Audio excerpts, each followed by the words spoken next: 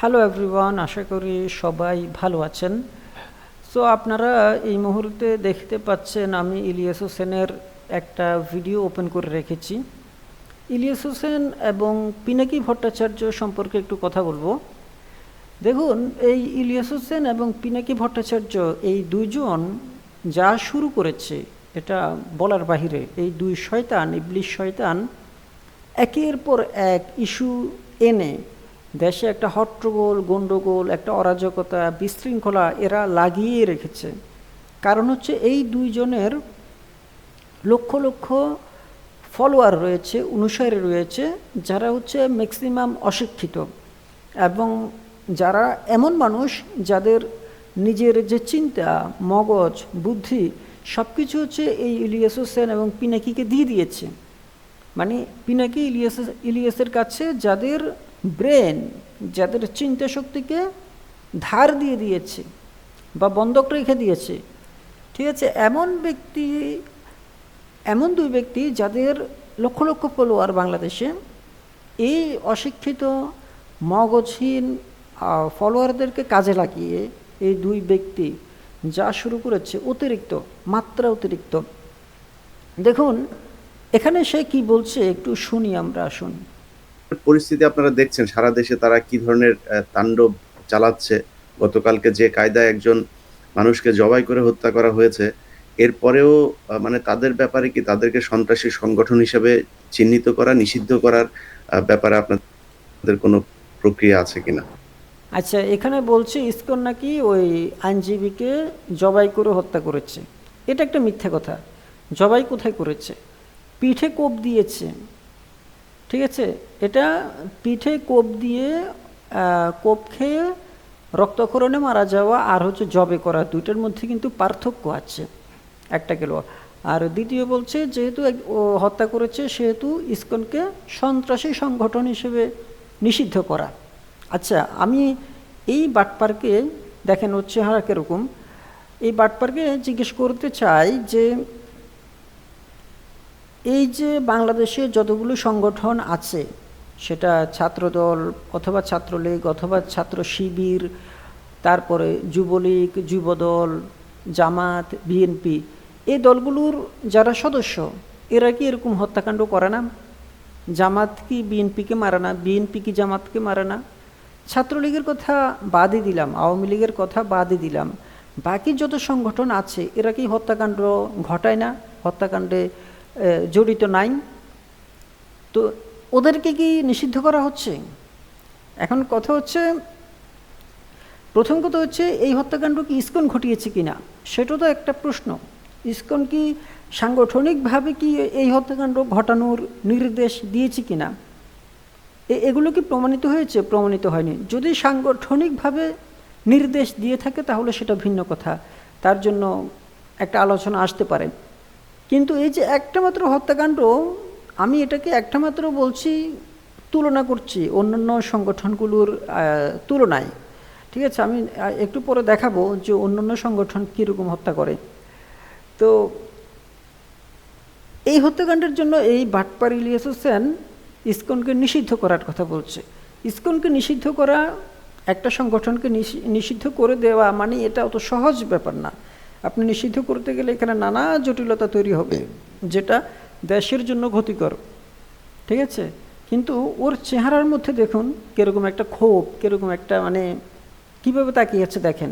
মানে এখনই যদি হিন্দু কাউকে পায় সে খেয়ে ফেলবে, এখনই যেন ইসকন কাউকে পেলে, ইসকনের কোনো নারীকে পেলে গনিমত হিসেবে সে তার মুসলিম ভাইদেরকে দিয়ে দিবে, এরকম একটা অবস্থা। আচ্ছা, এরপর আমি আপনাদেরকে একটা ছবি দেখাই এই বাটপারে। এটা হচ্ছে এই ইলিয়াস হোসেন বাটপারের টেলিগ্রামে সে কি বলছে দেখেন, কিভাবে মানুষকে উস্কানি দিচ্ছে। সে বলছে ইসকন সন্ত্রাসীরা মসজিদে হামলা করেছে এবং মসজিদে থাকা মুসল্লিদেরকে গুরুতর আহত করেছে। এটা সম্পূর্ণ একটা মিথ্যা কথা। এটা হচ্ছে একটা দাঙ্গা লাগিয়ে দেওয়ার জন্য এই ধরনের কথা, এই ধরনের পোস্ট যথেষ্ট, কিন্তু সে এটা দিয়েছে। অথচ এটা সম্পূর্ণ মিথ্যা কথা। আপনারা হয়তো কয়েকজন প্রত্যক্ষদর্শীর বর্ণনা থেকে, বিবরণ থেকে আপনারা শুনেছেন যে কোনো হিন্দু বা ইসকন সদস্য মসজিদে হামলা করেনি। এই যে দুইটা গ্লাস এখানে ভাঙা দেখাচ্ছে, এগুলো মূলত মসজিদের যে মার্কেটের গ্লাস। দেখুন, এগুলো কিন্তু মসজিদের না, এখানে আপনারা কিন্তু মার্কেটের সাইনবোর্ড দেখতে পাচ্ছেন, ঠিক আছে? তো এটা হচ্ছে মসজিদের মার্কেটের গ্লাস, আর সে এটাকে মসজিদ হিসেবে দেখাচ্ছে। আর এগুলো ভাঙলো কীভাবে? ভাঙলো হচ্ছে সেখানে যেহেতু একটা বিশৃঙ্খলতা তৈরি হয়েছিল, সেই বিশৃঙ্খলা থেকে পাথর গিয়ে এখানে লেগেছিল। সে পাথরগুলো মুসলিমদের, সে হিন্দুদের না, ঠিক আছে? মুসলিম সেখানে তো মানে হট্টগোল লেগে গিয়েছিল, তো ওই কয়েকটা পাথর গিয়ে এখানে লেগেছে, এটা ভেঙে গেছে। আর এই যে মানুষটা দেখাচ্ছে মুসল্লি হিসেবে, এটা মিথ্যা কথা। এটা এরকম মানুষ তো রাস্তাঘাটে হাজার হাজার আছে, কিন্তু সে এটাকে মসজিদে হামলা এবং মুসল্লিকে হামলা হিসেবে দেখিয়ে মুসলমানদের একটা আবেগের মধ্যে ঘি ঢেলে দিল, যাতে ধাউ ধাউ করে আগুন লেগে যায়।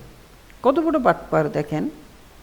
আচ্ছা, এখন এই বাটপার যে বলছে একজন মানুষকে হত্যা করে ফেলেছে, এই কারণে নিষিদ্ধ করতে হবে। আচ্ছা, আমি এই বাটপার ইলিয়াস হোসেনকে জিজ্ঞেস করতে চাই যে কিছুদিন আগে মানে 2018 সালে তাবলিগ জামাতের যে দুই গ্রুপ হয়ে গেল, জুবাইর গ্রুপ এবং সাত গ্রুপ। তো জুবাইর গ্রুপ হচ্ছে মূলত বাংলাদেশের হেফাজত ইসলাম, হেফাজতের যে নেতারা আছে তারা বাংলাদেশের জুবাইরের নেতৃত্বে তাবলিগ জামাতের একটা দল হয়ে গেছে, আর মাওলানা সাদ ভারতের তার পক্ষে আর একটা দল হয়ে গেছে।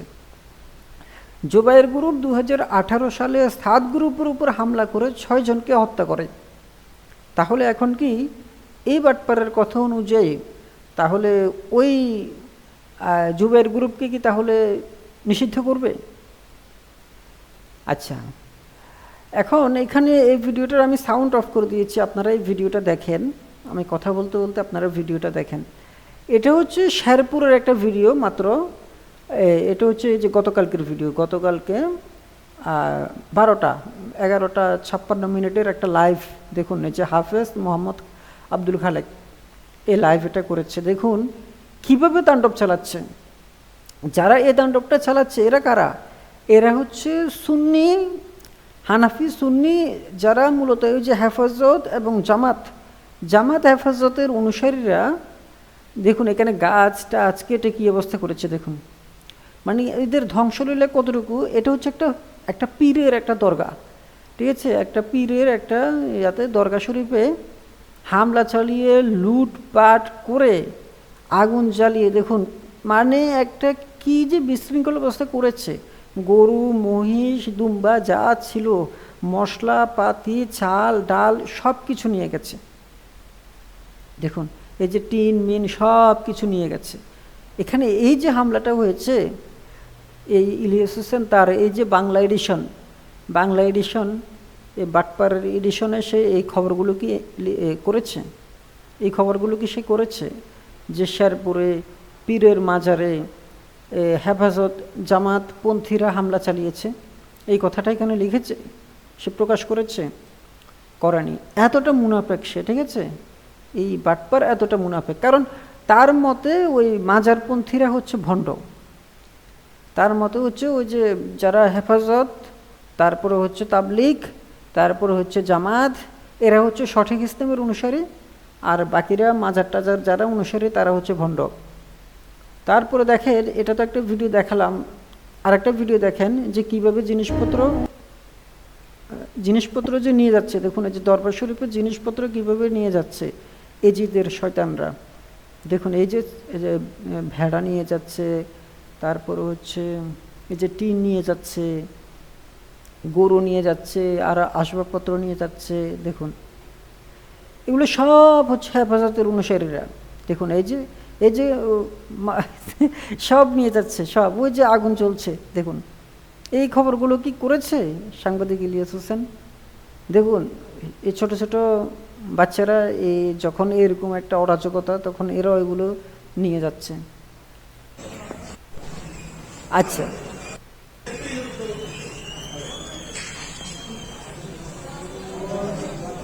সারা মসজিদের কোরআন শরীফ জ্বালাইয়া ঐতিহাসিক কোরআন শরীফ দেখছেন? মসজিদে হামলা করে আগুন জ্বালিয়ে কোরআন শরীফ জ্বালিয়ে দিয়েছে কারা? হেফাজত জামাত অনুসারীরা, এই বাটপার ইলিয়াস হোসেনের বাংলা এডিশনের সাংবাদিকরা কি এখানে গিয়েছে, গিয়ে এগুলো অনুসন্ধান করেছে? করেনি। এই হচ্ছে বাট, এরকে মানে লাথি মারা উচিত। বাটপার বাংলাদেশে কখনো আসবে না, ওখানে আমেরিকাতে বসে বসে বাংলাদেশকে একটা অস্থিতিশীল অবস্থায় তৈরি করার জন্য ভিডিও বানায় শুয়োরের বাচ্চা। দেখুন কি, যাই হোক, সবাইকে ধন্যবাদ।